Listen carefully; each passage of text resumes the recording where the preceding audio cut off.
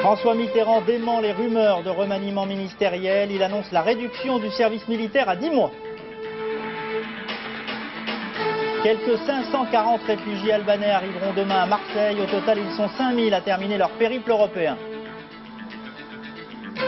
La grande offensive du Tour de France, Lemon, Breukink et Delgado fondent sur le maillot jaune, Claudio Chiappucci. Et puis nous irons aux Arcs pour une page spéciale consacrée au Grand Prix de France de Raft. Bonsoir. Tout d'abord, le démenti du jour prononcé par le président de la République. Le gouvernement travaille bien. Il n'est pas question pour le moment d'un remaniement ministériel. Contrairement à ce que j'ai lu dans la presse, moi je n'étais pas au courant. Il n'a jamais été prévu de remaniement à cette époque. Bien entendu, quand il y a des ministres qui s'en vont, il faut les remplacer. Alors il y en a un qui vient de partir, il va être remplacé. Monsieur Roche, le ministre du Commerce extérieur, a bien voulu assurer l'intérim, mais il va falloir s'installer d'une façon plus définitive. Puis voilà. Dans quelques temps, on verra bien s'il faut un peu redistribuer les cartes. Non pas politiques, mais administratives. Après avoir tordu le cou à une rumeur, vous l'avez entendu, inspirée par la presse, le chef de l'État a placé aujourd'hui l'essentiel de son intervention télévisée sur le thème de la défense, en promettant tout d'abord la réduction du service militaire. Je pense que le service militaire doit passer incessamment de 12 à 10 mois. C'est une première phase qui me paraît indispensable et prochaine. 10 mois et non pas 6.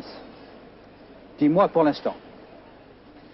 Cela pourrait être applicable dès qu'on aura le temps de se retourner, c'est-à-dire, on va dire en 92, puisque on discute pour l'instant du budget 91. Donc il ne s'agit pas, je tiens à le dire, de réduire le budget militaire, il s'agit de savoir de combien, pour suivre la loi de programmation, on l'augmente, afin de ne pas se trouver décalé par rapport, par exemple, à l'augmentation des prix.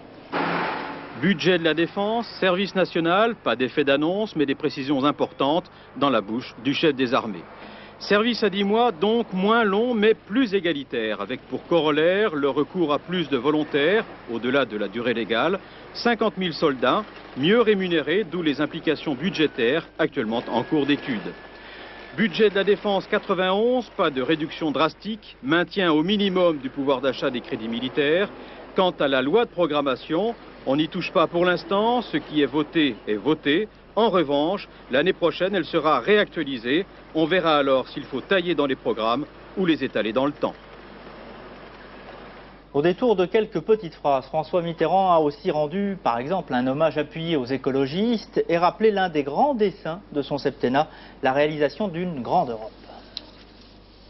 Mon dessein, il est d'abord de faire de l'Europe tout entière un seul espace, un vrai et un grand marché, qu'en même temps s'établissent des rapports constants et structurels entre tous les pays de l'Europe. C'est pourquoi j'ai parlé de confédération. Mais alors vous voulez qu'on donne un coup de main au changement après que le changement ait échoué. Le moment où il faut intervenir pour aider, parce que cette évolution est passionnante et nécessaire, et modifie toutes les données de l'équilibre mondial et de l'équilibre européen, il faut l'aider au bon moment, pendant qu'il est encore temps. Le mérite des écologistes, c'est d'avoir pressenti, avant les autres, que les problèmes de l'équilibre de la nature, de la relation entre l'homme et la nature, de la protection de l'environnement, étaient une donnée majeure de l'époque industrielle qui est la nôtre. Je dis que la société française dans son ensemble marche mieux, les résultats sont probants, je dis que le partage n'est pas assez juste et qu'il convient d'y travailler, mais il y a progrès. Première analyse politique sur la 3 d'Arlette Chabot. Je reviens nécessairement sur la phrase du jour, j'allais dire l'abandon, mais plus exactement le report du remaniement ministériel. Oui, vous savez, François Mitterrand déteste être bousculé ou paraître pressé par les événements ou par les commentateurs. D'où son agacement à l'écoute de rumeurs sur le remaniement ministériel. Donc ce remaniement n'aura sans doute pas lieu dans les jours qui viennent, mais plus vraisemblablement à l'automne. Et ce sera moins un changement de tête que le redécoupage de certains ministères, la redéfinition de certaines compétences. Simplement, dans les jours qui viennent, on remplacera dans la discrétion Monsieur Stirn. Quant à Michel Rocard, il n'a pas de souci à se faire. Le gouvernement travaille bien, dit le président. Je veille à sa durée. La durée, c'est justement ce que veut Michel Rocard, qui disait il n'y a pas si longtemps, j'en redemande. Sur ce point, donc, le président de la République s'est montré très affirmatif et il s'est monté très offensif sur l'Europe. La grande Europe, c'est son grand dessein. Cette grande Europe au sein de laquelle la communauté européenne doit être plus forte et au sein de laquelle encore la France doit elle aussi être forte. Le président insiste d'autant plus qu'il veut bien montrer qu'il est très présent sur le terrain européen et qu'il ne laisse pas la scène, notamment au chancelier allemand Helmut Kohl. En revanche, le président s'est montré beaucoup plus défensif sur les problèmes sociaux, sur les inégalités. C'est vrai que c'est un sujet qui embête beaucoup les socialistes en ce moment. Le président veut tout faire pour réduire ces inégalités, mais comment? Eh bien, on le verra sans doute au travers du projet de budget que l'on connaîtra peut-être cet été. Alors, un dernier mot parmi toutes les petites phrases de François Mitterrand. Il y a aussi cet hommage très appuyé aux écologistes, hommage qualifié il y a quelques instants de bonnes paroles, de bonnes intentions par Antoine Wechter. Alors on savait que le président de la République aimait les armes, mais on ne savait pas qu'il s'était battu contre la SNCF ou contre ceux qui voulaient construire certaines autoroutes en cassant ces forêts et en abattant des arbres. Voilà, c'est fait, il l'a dit clairement aujourd'hui. En tout cas, ça nous ramène au point de départ. L'écologie tient au cœur du président de la République. Et dans voilà, et bien voilà, j'allais y arriver. Dans le prochain gouvernement, il y aura sans doute un grand ministère de l'Environnement. Merci Arlette Chabot. Ajoutons que près de 5000 personnes ont sablé le champagne et croqué des petits fours aujourd'hui dans les jardins de l'Élysée. Admirateurs célèbres ou inconnus, ils ont tous tenté d'approcher le président pour le saluer ou tout simplement pour le voir. Michel Vial. Tradition respectée une fois encore à l'Élysée. La République avait ouvert les portes du premier de ses palais à quelques-uns de ses citoyens, de toute façon des privilégiés, en leur offrant dans la bousculade la plus chic de l'année un exceptionnel bien qu'artificiel moment de grâce. Pendant quelques heures, en effet, des Français anonymes et modestes se sont égayés parmi les ors et les oripeaux du pouvoir, un peu intimidés par eux, en même temps que satisfaits d'être reçus dans ce qu'ils considèrent néanmoins comme leur maison commune. Ils ont donc approché et côtoyé, mais les ont-ils vraiment rencontrés? Le tout-État, les représentants de la nomenclatura et de l'intelligentsia. D'où ce contraste saisissant entre deux Frances très différentes que seule, au fond, la commémoration de la Révolution française feint de réunir sous les lambris fastueux et austères de l'Élysée. Une ambiguïté souriante et pittoresque dont se remettra aisément la République jusqu'à l'année prochaine, tout comme le parc de l'Élysée, rendu en milieu d'après-midi à sa majestueuse tranquillité. La célébration de la fête nationale a bien sûr débuté ce matin avec le traditionnel défilé militaire sur les Champs-Élysées. Principale innovation de l'année, la présentation du nouveau Mistral. C'est un missile. Olivier Stéphan.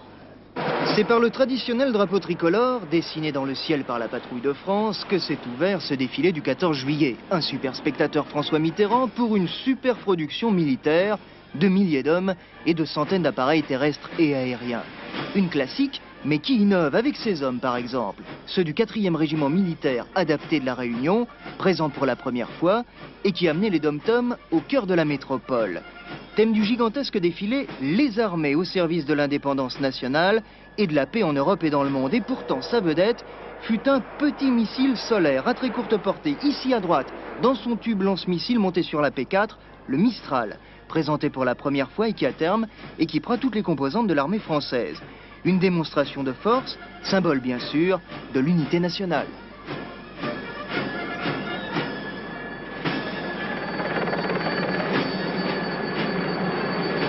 La fin du périple européen pour près de 5000 réfugiés albanais. Ils sont arrivés ou sont sur le point d'arriver dans le pays qu'ils ont choisi comme terre d'accueil. Près de 600 d'entre eux font route actuellement vers Marseille, alors que 2000 autres sont déjà arrivés en Allemagne. Hélène Rizacher. Quelques 3200 réfugiés d'Albanie en route vers l'Allemagne fédérale. Les premiers des 3 convois spéciaux sont déjà arrivés aujourd'hui via la Suisse. Les réfugiés sont épuisés mais heureux. Ils ont été pris en charge et ravitaillés par une équipe de 102 membres de la Croix-Rouge ouest-allemande, dont 10 médecins. La plupart de ces réfugiés sont chroniquement sous-alimentés, surtout les jeunes enfants de moins de 5 ans. Une dizaine d'Albanais, malades d'épuisement, ont même dû être hospitalisés à Heidelberg. Les réfugiés seront répartis sur tout le territoire ouest-allemand, mais tous n'y resteront pas forcément. Nombre d'entre eux souhaitent en effet dans quelque temps pouvoir émigrer vers les États-Unis et le Canada. En Europe de l'Est, une quarantaine d'Albanais sont arrivés ce matin à Budapest, en Hongrie, et près de 60 autres ont trouvé refuge dans un centre militaire au nord-ouest de Varsovie, en Pologne. En Méditerranée, le navire Orient Star poursuit sa route vers la France, à son bord 545 Albanais. C'est sur le bateau qu'ils ont vécu leur premier 14 juillet et appris ce qui les attendait en France, droits et devoirs nouveaux.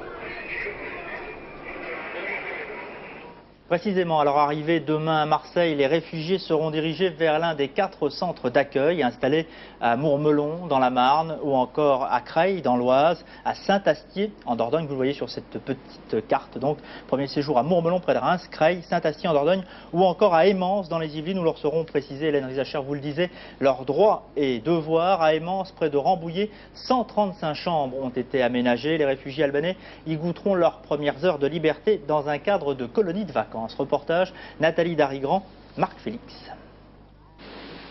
Des fleurs, un parc, un terrain de football. Voilà pour le côté vacances de ce centre d'accueil du ministère de la Justice.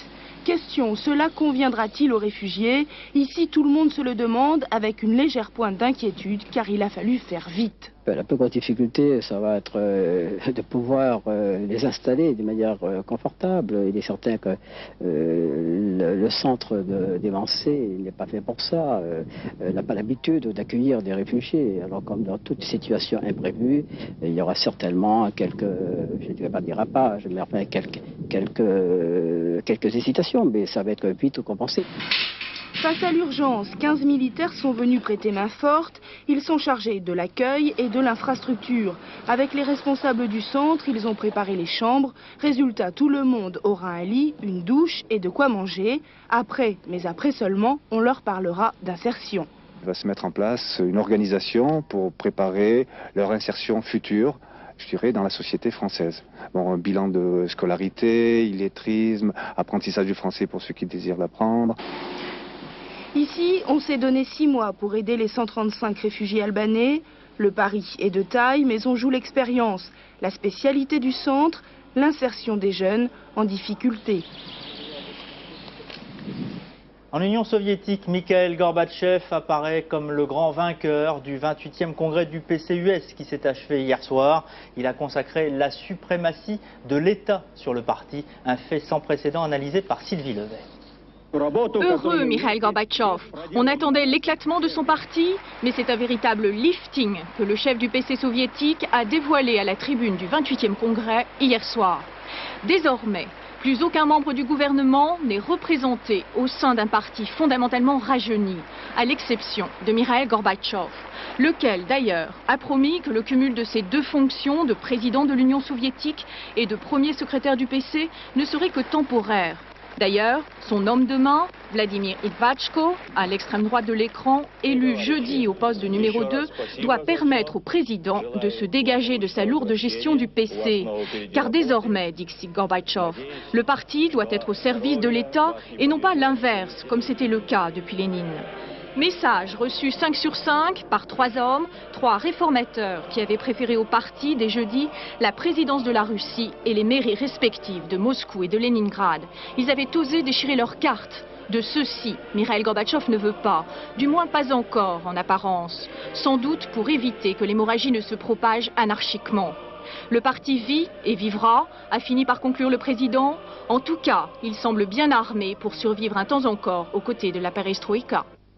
En bref, la démission du ministre britannique du Commerce et de l'Industrie, Nicolas Ridley. Il avait violemment critiqué jeudi dans une interview publiée par le quotidien The Spectator le chancelier allemand ouest-allemand Helmut Kohl, ainsi que la communauté européenne. Les autres faits marquants de l'actualité en France, sous forme de télégramme et avec les commentaires ce soir de Pascal Justice. À Tomblaine, près de Nancy, une explosion dans un laboratoire de l'équipement a fait 4 blessés, dont un gravement brûlé. C'est un transformateur qui a sauté et blessé les agents de la direction départementale de l'équipement et de l'EDF ce matin, vers 9h30. Les 4 hommes voulaient le réenclencher à la suite d'une panne de courant intervenue dans la nuit. Ce petit peloton ne s'est pas échappé du Tour de France. Ces 9 cyclistes sont soviétiques. Partis de Moscou il y a 70 jours, ils font le tour de l'Europe. Ils ont parcouru 4000 km pour assister cet après-midi à la Garden Party de l'Elysée. À leur tête, un militant original des droits de l'homme et de la nature qui chaque année organise une nouvelle expédition. Reste plus que 4000 km à parcourir pour rentrer. Si la circulation est fluide en Île-de-France, elle reste chargée à Lyon sous le tunnel de Fourvière en direction de Paris, à Saint-Jean-de-Luz sur la nationale 10 et à Orange sur l'autoroute A7. Pas de bouchons prévus ce soir, sauf à l'ouest de Paris où l'on attend 2 millions de personnes au concert de la Défense. Si vous rentrez demain sur la capitale, évitez d'arriver entre 17 et 21h. Les sports, Formule 1, duel McLaren-Ferrari demain sur le circuit de Silverstone. Nigel Mansell sera en pole position et l'on comparera l'aérodynamisme des Ferrari à l'aileron révolutionnaire des McLaren. Ayrton Senna sera en première ligne à côté de Mansell. En deuxième ligne, Berger-Boutsen, mais derrière, il faudra surveiller le sens tactique du professeur Prost, modeste 5e temps qui pourrait une nouvelle fois prévaloir donc ce sens tactique sur le rapide circuit britannique. À noter également le 6e temps réalisé par Jean Alesi. Cyclisme, la grande offensive signée Eric Breukink et Greg LeMond aujourd'hui dans le Tour de France. Avec Pedro Delgado, les deux hommes ont repris près de 5 minutes au maillot jaune. Claudio Chiappucci, LeMond, homme du jour, Jean-Philippe Guillard. Au départ de cette 13e étape ce matin, le champion du monde accuse 7 minutes 27 de retard sur le maillot jaune, l'Italien Chiappucci. Mais sur un parcours où tous les observateurs s'attendent à voir le peloton adopter un rythme de croisière, l'Américain décide d'attaquer.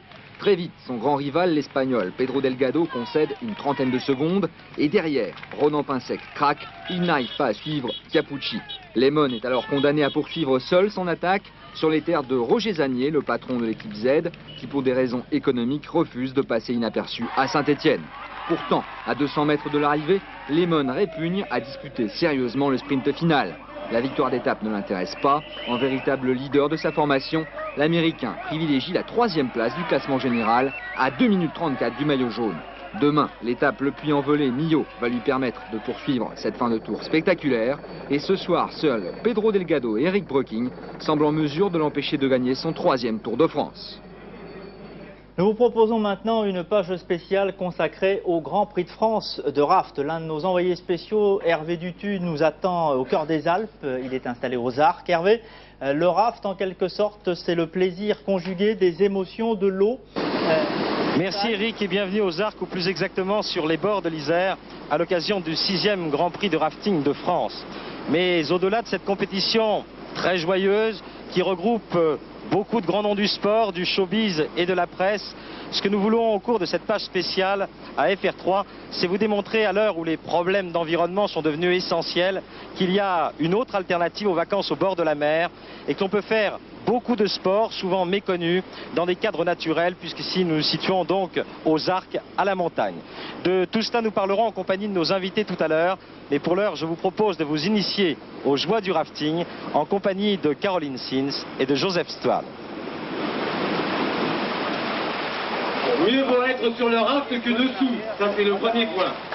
Quand on a compris ce précepte très simple en apparence, reste à l'appliquer. Mais embarqué dans ce gros bateau mou, on s'aperçoit vite que ne pas se mouiller n'est pas si simple. Quand on dit ça, on a le réflexe de pouvoir enlever les pieds. Le bateau se retourne et on remonte sur le bateau. Le barreur étant le premier dessus et il aide tout le monde à remonter dessus. Bon, enregistré. Mais le problème, c'est que le raft n'en fait qu'à sa tête. Parfois, il se met en cravate et alors là, c'est la galère. La cravate, c'est lorsque le bateau s'enroule autour d'un rocher et tout le monde se retrouve sur le rocher et le bateau, il coule. Et voilà. Et à ce moment-là, qu'est-ce qu'on fait? À l'eau et on nage. Pas de panique, tout le monde est vivant. Mais une fois le raft réintégré, il y a les petites pannes. Celles qu'on pensait impossibles, genre crevaison. Ça peut crever, oui, si l'équipage ne pagaie pas assez. Si on va sur des branches assez pointues ou des rochers pointus, le bateau peut crever. Je ne vous l'avais peut-être pas dit, mais s'il y a un quelconque problème, c'est toujours de votre faute. Car l'essentiel, c'est ramer. Et si on veut se la couler douce, il y a toujours un gentil barreur pour vous rappeler gentiment à l'ordre. Le barreur, il nous dit beaucoup de choses, beaucoup de bêtises. Il gueule beaucoup, il nous traite de salopards. Mais c'est très sympa. Tranquillisez-vous, les barreurs ne sont pas tous des sadiques. Le raft, finalement, c'est génial. Bien, après avoir vu l'initiation, on se retrouve avec mes invités. À ma gauche, Dani Rocca, championne du monde de kickboxing. Et puis à ma droite, Denis Charvet, 3/4 centre international donc du 15 de France et qui jouera au Racing Club de France l'année prochaine, le Racing champion de France. Et puis Cyril Neveu, organisateur, coureur, vainqueur à multiples reprises du Paris-Dakar. Alors honneur aux dames, on commence par Dani Rocca. J'ai envie de vous demander tout de suite ce qui vous a séduit dans ce Grand Prix de France de rafting. Je trouve ça très sympa et en plus je ne connaissais pas du tout le rafting et c'est une bonne ambiance, de bonnes équipes. Il y a des hommes partout.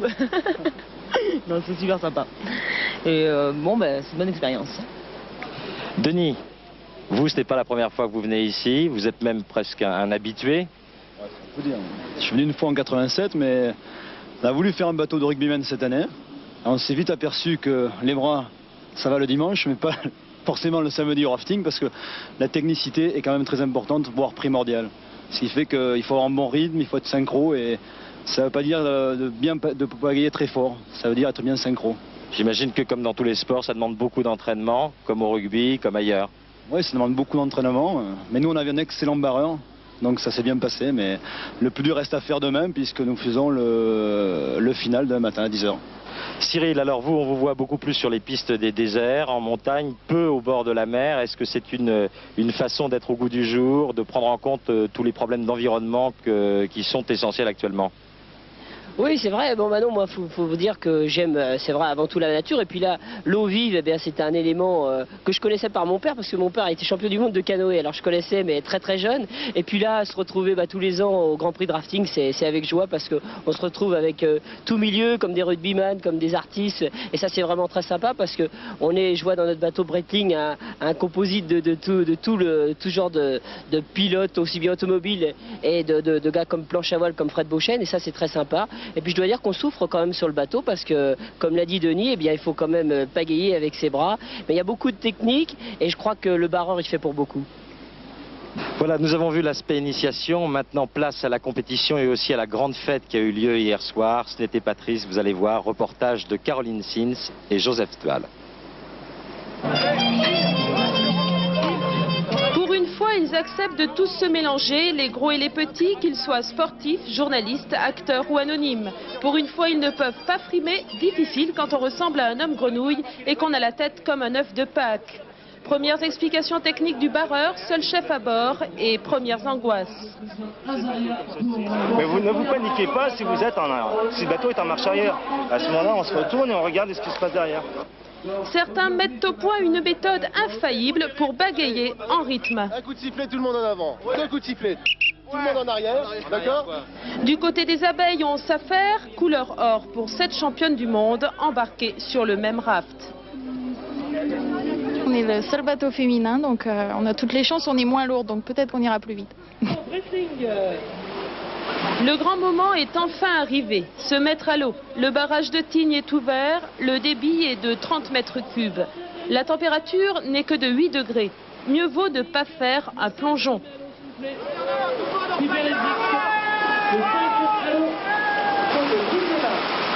Dans les rapides de l'Isère, 2 tactiques. Il y a ceux qui préfèrent affronter le danger de face et ceux qui rament à reculons.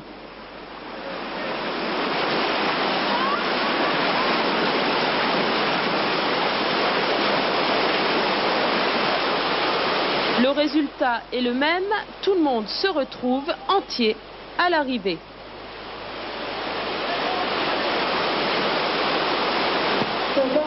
C'était fantastique. Je n'hésite pas à dire. Extra. Vous n'êtes pas retourné? Pas du tout. On va y retourner, oui. Pour varier un peu les plaisirs et les émotions, on change d'embarcation. Le canoë, c'est plus petit, mais c'est aussi dur à diriger. Jusque-là, tout va bien. Mais voilà, il faut s'arrêter et les choses vont se corser.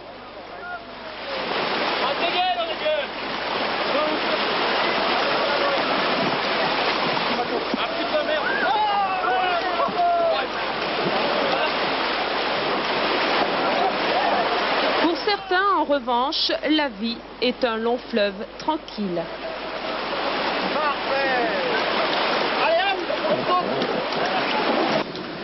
Voilà, nous arrivons au terme de cette page spéciale FR3 Arc Rafting et j'aimerais conclure en compagnie d'Alain Guémard, qui est l'organisateur de cette manifestation, pour lui demander tout simplement ce qu'il pousse à poursuivre cette compétition. Eh bien, parce que c'est un événement assez unique. Le fait de pouvoir mettre les gens sur des bateaux et les faire participer à une compétition et de faire que même c'est des gens qui des fois sont un peu blasés ou qui au départ n'ont pas envie de marcher avec nous, finalement se laissent prendre par ce jeu de l'eau vive, de la montagne l'été, c'est assez unique. Donc le Grand Prix c'est le 6e et chaque année il se passe de nouveau des choses. En plus il y a de nouvelles disciplines comme le kayak raft, comme le mini raft. Et chaque année, on arrive à pousser un peu tout ça, et le Grand Prix est un peu la vitrine de l'eau vive et de tout ce qui se passe en montagne l'été. Voilà, c'est sur ces paroles que nous allons donc conclure et vous rendre l'antenne, Eric, en souhaitant avoir donné quelques idées aux gens qui n'auraient pas déterminé leur lieu de vacances, en les incitant à venir dans ce cadre unique, effectivement, et en espérant, Eric, que vous n'aurez pas été trop jaloux, vous qui êtes loin, à Paris, enfermé dans un studio. Un studio dans lequel il fait chaud et où il fera encore plus chaud ce soir, c'est sur le parvis de la Défense pour le grand spectacle proposé par Jean-Michel Jarre. Vous le savez, 2 millions de spectateurs sont attendus à partir de 22 h à la Défense pour l'un des plus grands concerts avec effets spéciaux jamais réalisés en France. Pour la petite histoire, sachez qu'Électricité de France, par exemple, a mis 1500 kW à la disposition des organisateurs. Grand concert, son et lumière donc ce soir à la Défense. Les rapports du tiercé carté qui s'est couru aujourd'hui à Saint-Cloud. Pour gagner, il fallait jouer le 6, le 10 et le 7, ce qui vous rapporte dans l'ordre 3201 francs. Et puis le carté plus, vous rajoutez le 5 et pour 8 francs, vous empochez 16 330 francs 40, 832 francs dans le désordre. Dans un instant, la page météo complète qui vous annonce du soleil encore pour demain. Je vous retrouve à 22 h 45 pour Soir 3. Très bon début de soirée à tous.